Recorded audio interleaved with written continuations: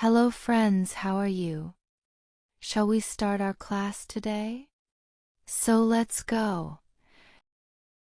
Once upon a time there was a mighty king who ruled over a vast and prosperous kingdom.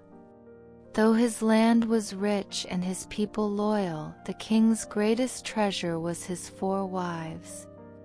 Each of them held a unique place in his heart. One day, while sitting in the grand palace garden, the king spoke fondly of his wives to his trusted advisor. "I have 4 wives," he began with a proud smile. "Each has brought something special to my life. My first wife, her beauty lights up the entire court. My second wife, her wealth and splendor are the pride of this kingdom. My third wife, always loyal, has stood by me through every trial. And my 4th wife," he paused almost shyly, "well, I suppose I have neglected her, but she has always been there in the shadows, quiet and steadfast." His advisor nodded thoughtfully. "Your Majesty, your wives reflect different parts of your life. You are indeed fortunate to have them." Later that evening, the king strolled through the palace halls, observing each wife as they went about their day. The first wife posed elegantly before a mirror, her beauty captivating everyone who passed by. The second wife admired her collection of jewels and fine garments. The third wife spoke warmly to the palace staff, exuding loyalty and compassion. Meanwhile, the 4th wife quietly tended to the palace garden, her hands nurturing the soil that bore fruit for all. The king sighed, pondering how blessed he was. Yet, deep down, he felt a faint unease, as though he had overlooked something precious. Days turned into weeks, and the king began to feel a weariness he could not shake. Despite the royal physician's remedies and the palace's luxurious comforts, his health steadily declined. One morning, as he gazed out from his chamber window, he called for his chief doctor. "Tell me the truth," the king demanded, his voice heavy with authority yet tinged with vulnerability. "How much time do I have left?" The doctor hesitated before bowing deeply. "Your Majesty, I must speak plainly. Your time is limited. I advise you to prepare for the inevitable." The words struck the king like a thunderclap. He dismissed the doctor and sat alone in his chamber, the grand walls suddenly feeling like a cage. The once vivid tapestries and priceless decor now seemed hollow, devoid of comfort. As the day faded into evening, the king summoned his most trusted advisor. "Who will stand by me when the end comes?" the king asked, his voice subdued. The advisor, a man of wisdom and restraint, replied carefully, "Your Majesty, perhaps those closest to your heart will be your greatest solace." The king nodded thoughtfully but remained unconvinced. That night, as he lay in bed, he pondered his 4 wives. "They have each brought me joy in their own way," he murmured to himself. "Surely one of them will stay by my side until the end." With this thought, he resolved to speak to each of them in turn. The king, resolute in his decision, approached his first wife the next morning. She was sitting before a gilded mirror, admiring her reflection. Her beauty was undeniable, her radiant features drawing admiration from everyone in the palace. "My dear," the king began, his tone both affectionate and somber, "you have brought joy to my heart with your beauty. I have cherished you deeply. Now, as I face the end of my days, I ask you, will you come with me, stay by my side until the very end?" The first wife turned away from the mirror to face him. Her voice was gentle but unwavering. "My king," she said, "I live for my beauty. It has been my purpose, my pride, and my devotion. I cannot follow you into the darkness. My beauty will remain here, where it can still shine." The king felt a pang of sorrow as her words sank in. "So you will not come with me?" he asked, his voice barely above a whisper. She shook her head. "No, my king. My beauty is mine alone. It cannot accompany you where you go." Heartbroken, the king left her chamber, the realization weighing heavily on his soul.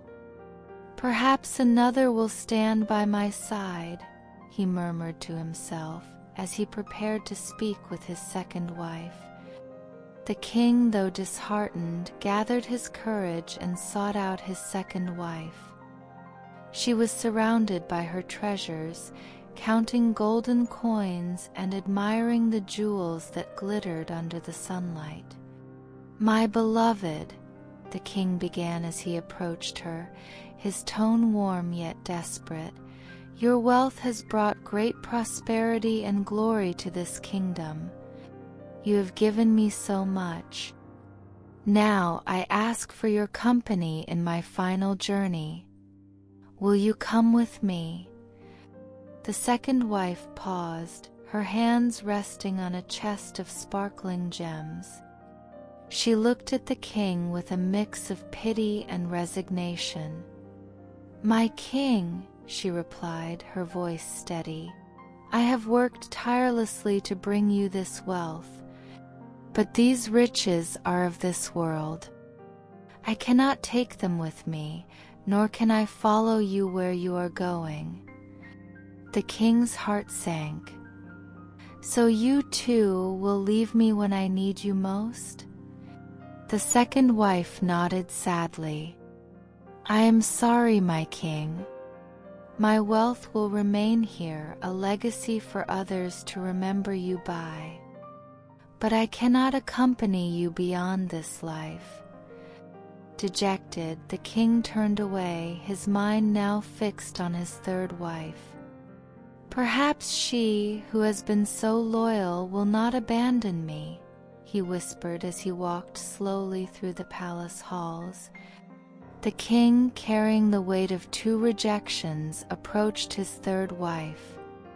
She was in the palace courtyard, gracefully guiding the servants and tending to matters with her usual loyalty and care.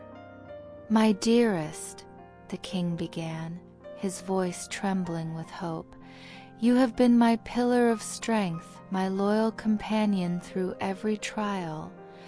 If anyone should stand by me in my final hour, it must be you. Will you come with me?" The third wife paused, her face clouded with sorrow. She stepped closer to the king and placed a reassuring hand on his arm.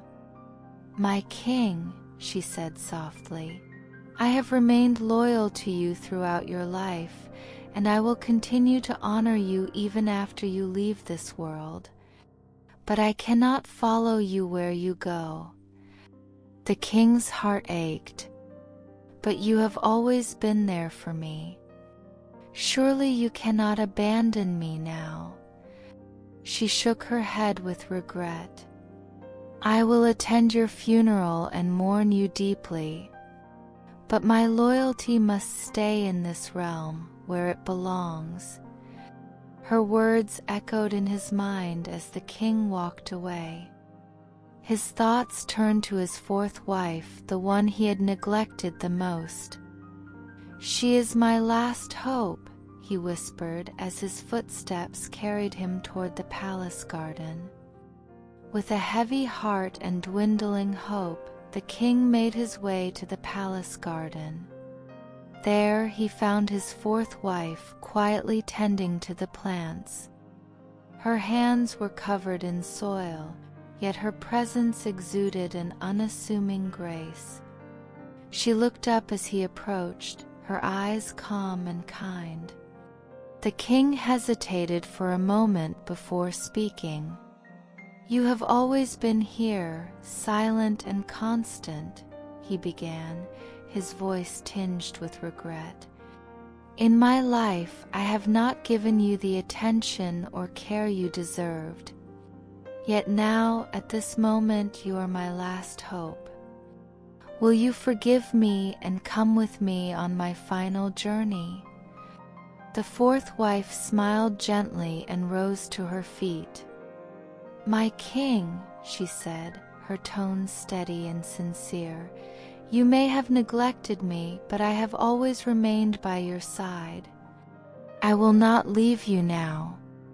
Wherever you go, I will follow." The king's eyes filled with tears. "You will? Truly? Even to the unknown?" "Yes, my king," she replied, "for I am a part of you. I have been with you in your every joy, sorrow, and triumph. I will stay with you until the end." For the first time in days, the king felt a sense of peace. He reached out and took her hand, grateful for her unwavering loyalty.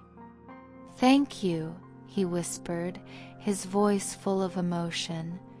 Together, they stood in the garden as the sun set, its warm light casting a golden glow over them. As the days dwindled, the king spent his remaining moments with his fourth wife by his side. Her quiet companionship brought him a peace he had never known.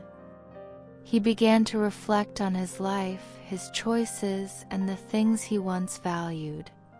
Sitting by the window of his chamber, he spoke to his fourth wife with a voice filled with both gratitude and regret. "I spent so much of my life chasing beauty, wealth, and loyalty. Yet, when the end came, only you remained." The fourth wife nodded with a gentle smile. "My king, those pursuits were fleeting. What truly endures is within you. It is your soul, your spirit. I am here because I am a part of that." The king turned his gaze to the setting sun, its warm hues painting the sky. "I see now," he said softly, "that in the end, beauty fades, wealth stays behind, and even loyalty has its limits. But the soul remains. You are the most faithful of all." As the evening turned into night, the king held her hand tightly, cherishing the quiet wisdom she shared. He felt a profound sense of calm, knowing he would not be alone in the journey ahead. With his last breath, the king whispered, "Thank you for showing me what truly matters." And so, the king departed this world, accompanied only by the one he had neglected the most, the wife who symbolized his soul and his conscience. It's great to see you here. Tell me in the comments what you thought of the story and what level of difficulty it was for you. Don't forget to subscribe to the channel, activate the bell so you don't miss new stories, and like if you liked it. I'll see you next time. Bye.